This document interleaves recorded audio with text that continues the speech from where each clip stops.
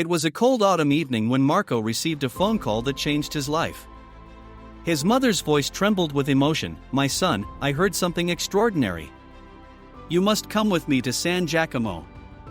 Marco, a skeptical and rational man, laughed to himself. "Mom, do you really believe in these things?" And yet, something in the woman's heartfelt tone struck him. Maybe it was the need to keep her company, maybe just curiosity.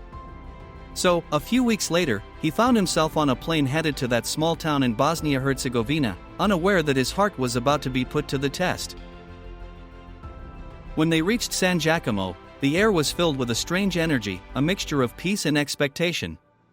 Marco observed the crowd gathering for prayer. Some were crying, some were smiling with a serene look, some were holding the rosary in their fingers with devotion. He felt out of place. "God, if you exist, show me something that can change my heart," he thought skeptically. It was then that he heard the story of Chiara, one of the visionaries. She spoke of a time near, of warnings that would be given to humanity, of a visible sign that would appear to testify to the truth of the apparitions. She spoke of an infinite love, of an urgent call to conversion. The woman's words shook him. He remembered his life up until that moment, his work, his material success, but also the inner emptiness that devoured him.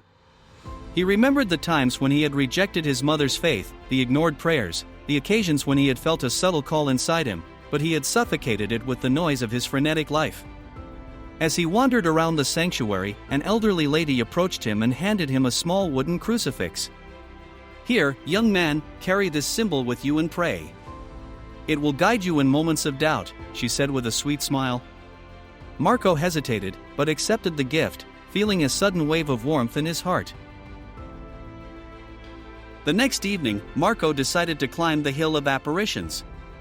The path was steep and lit only by the flickering light of a few candles carried by pilgrims. Each step seemed like a journey within himself. He watched the people on their knees, the murmur of prayers enveloping him. An old woman was crying silently, a boy was clutching a worn rosary in his fingers, a father was hugging his son as if he had just found hope again. As he walked, he stopped next to a man kneeling with his hands clasped, tears streaming down his face. "I don't know why, but I feel like I have to pray for you," the man said. Marco was struck by those words and knelt next to him. He prayed as he had never done before, asking for light for his heart. When he reached the top, the wind blew lightly, bringing with it a sense of deep peace. Marco closed his eyes and listened to the beating of his heart.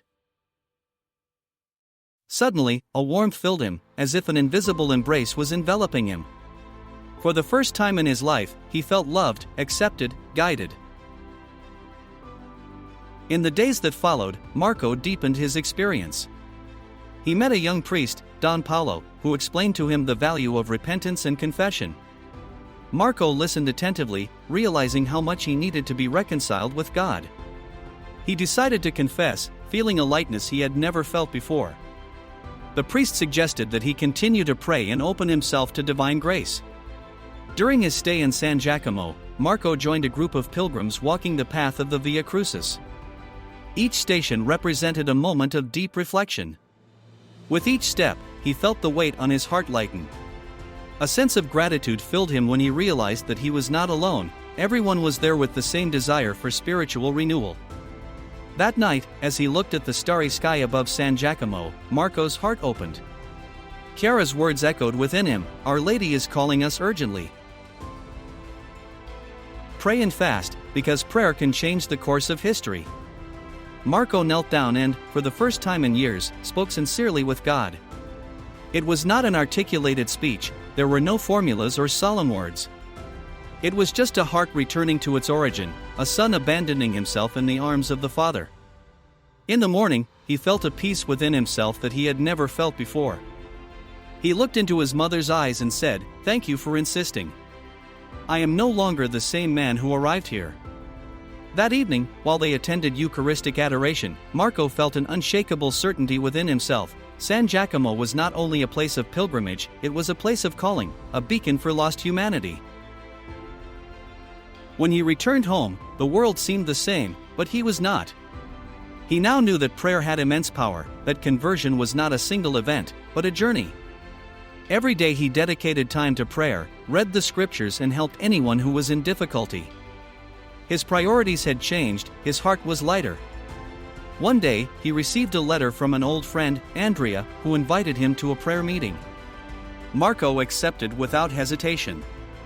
There, he shared his experience and saw in the faces of the people the same desire for peace that had driven him to change. He knew that his mission had just begun. One Sunday, while he was walking along the river in his city, he saw a man sitting on a bench, his gaze lost in space. He approached him and began to talk to him. He was a man who had lost everything, who had stopped believing in God. Marco told him about his experience, his inner journey. For the first time, he saw in the eyes of a stranger the same thirst for truth that he had felt. From that day on, Marco lived with only one desire in his heart: to testify that God's love was real and that the time to answer the call was now. He didn't just tell his experience, but tried to live it fully, every day. He began to frequent a small prayer community, where he found brothers and sisters with whom he could share his journey. He listened to their stories, their difficulties, and offered his support, aware that each one carried a burden in his heart that needed to be lightened. One day, while volunteering at a homeless shelter, he met a man named Giorgio. Giorgio was a former musician whose life had been destroyed by alcohol and loneliness. He had lost his family, his job, his dignity. Marco sat down next to him, without judging him, and began to talk to him. He told him about his experience in San Giacomo, how he had found peace after years of searching.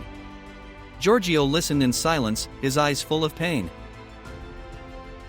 "I don't know if God will ever forgive me for all I've done," George said hoarsely. "God is love, Giorgio," Marco replied. "His love is greater than our mistakes. No matter how far we have fallen, He is always ready to pick us up again." Marco continued to visit Giorgio, bringing him food, clothes, but above all listening to him. One day, Giorgio asked him to accompany him to Mass. Marco helped him enter the church, holding him as he walked. During the celebration, Giorgio cried silently, feeling for the first time in years a spark of hope in his heart. Marco's testimony was not limited to words. He began to dedicate part of his free time to visiting lonely elderly people in nursing homes, bringing them comfort and companionship. He organized charity collections for the needy, involving friends and colleagues. His change was evident to everyone. He had become a kinder man, more compassionate, more attentive to the needs of others. One day, while he was visiting San Giacomo, he met Chiara, the visionary, who recognized him. "Your heart has changed, Marco," she told him with a smile. "Our Lady is happy with you."